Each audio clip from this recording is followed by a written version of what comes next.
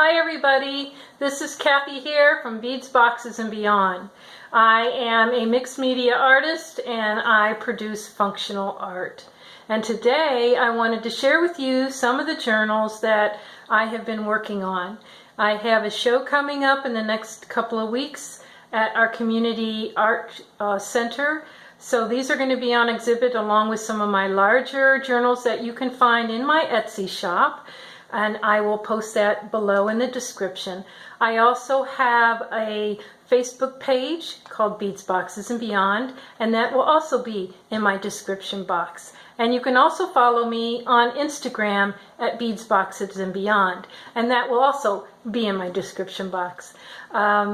If you like my channel, please subscribe to it. You can hit the subscribe button. If you like to know when I post new videos, hit the little bell that's down here in the corner and it will let you know and notify you when my new videos are coming up. Like I said, I've been working on these for an exhibit, and if they do not sell at the end of my exhibit in a few weeks, then I will be posting them individually in my Etsy shop. I will also be trying to do a video on a flip through on each one of them, so if you are interested you can see what they look like from the beginning to the end. So let me show you some of these really neat journals that I've been doing. Check these out. They are all miniature small journals. I'm going to start with this one right here. This one is quite tiny. It's got this earring piece on the back of it. It has a soft spine. All of my journals have soft spines on them, and the reason why I am starting to really go towards all the soft spine journals is because they are so easy to open up flat and write in. You don't have any restrictions whatsoever. So this one here is just a willy-nilly of pieces that I was getting ready to throw away, and I decided to make into a really small journal. I don't know if I could write in this one very well because there's not a lot of writing surface, but it's closed with a necklace S hook clasp, and it's got a couple of beads on it. But it's a real cute little thing, a cute gift to give to somebody who likes to do journaling, who is a bookmaker, or just loves books or the art of writing. This one here is one of my favorites. It's made with a little bit bigger paper than the other ones. It also has a leather spine, soft leather spine. The brads are copper colored. And inside of the front I have a pocket. Check out these cards. They already come vintage-like. Is that cool? I just love those cards. So I have a whole deck of those that I'm going to be putting in all of my journals. These signatures are made with the manila folder type tabs for your index cards, and I cut them down to fit the size of the book, but I took two of them, and this is a scrap piece of paper also that I made a hinge for, and all of my signatures or all my pages are sewn into each of my books. Some of the pages I have what looks like it came from an old book, almost like a tissue paper, and I have lined paper that I coffee stained. I've got some parchment type paper. There's some more of that tissue, and it repeats and repeats. But I found this online. Somebody else was doing this in one of their YouTube videos, and if I find it I'll put it in a description below where I found it. But they took their paper clips and they curled the end of it, which I just thought added a little pizzazz to that, and I added drop beads on them, so it just adds a little neatness to it. I just like the breakup of pattern and colors and things like that. So these little pieces here I just stamped on cardstock and put them in the book just to show you you can do whatever you want with the paper clips. That's just a little tag. But anyways, you get the gist of it. That's another one of my little journals that I just I just adore. I love that. I just love that look. This one here, I had this leather that's a pretty orangey, warm leather. It came from an old purse. The black leather here, this came from an old couch that we had, and I cut the cushions and the back out of the couch. So save your leather when you're throwing furniture away. This one's from an old purse. I had 4 of these brads that look like antique buttons, and I put them there. I put the black brads to try and pull the dark and the light together out of the printed paper. And this is a purple ribbon that I added to just draw your eye into the different colors and everything like that. But I don't normally get into the bright colors like this, but it works well, I think, with this color leather.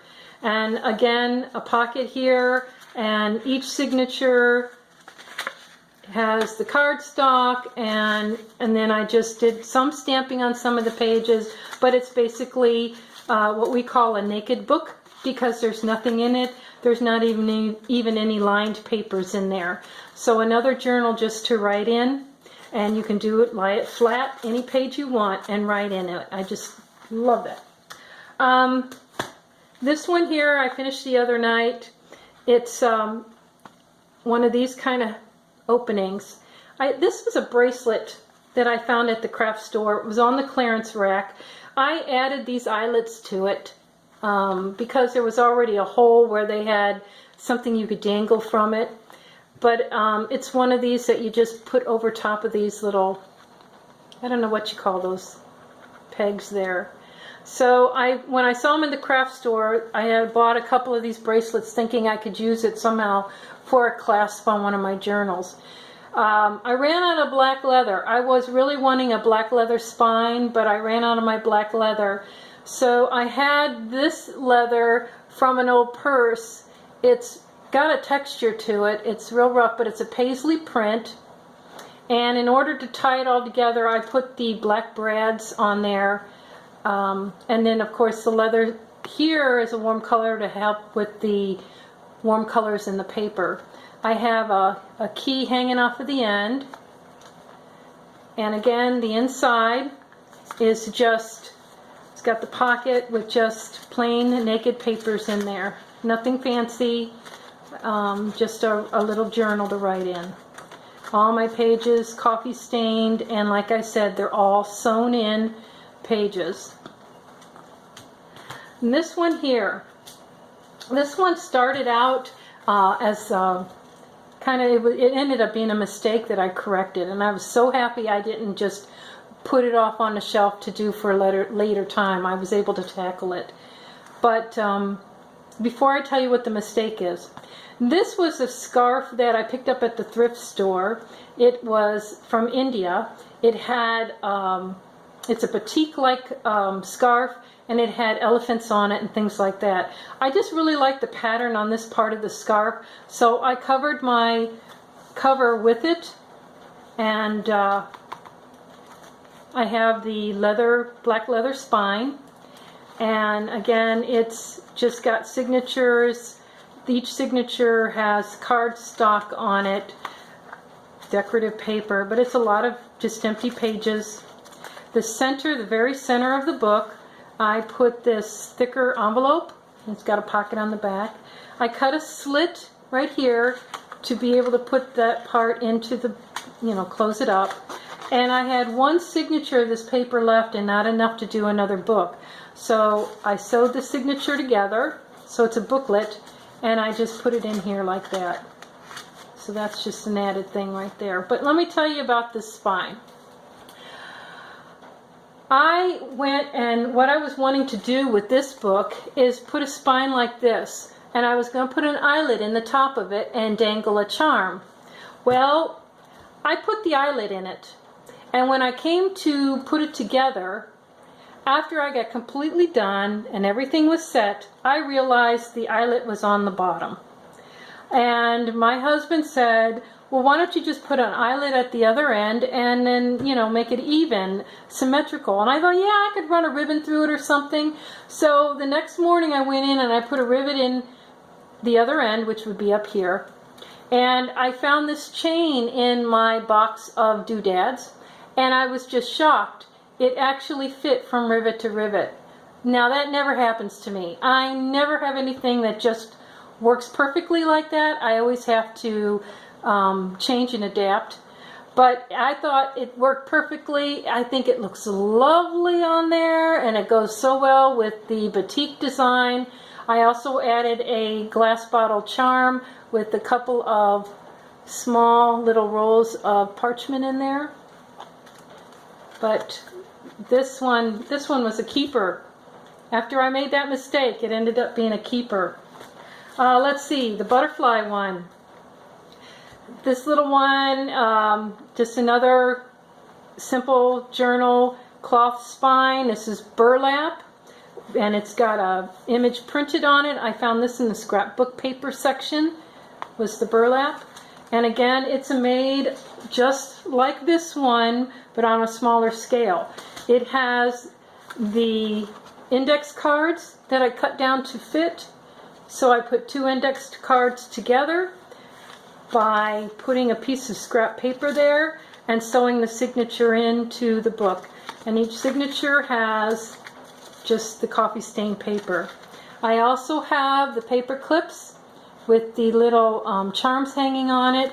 And these are post-it notes I found at the craft store that I just put on cardstock and used it for a place to tuck things.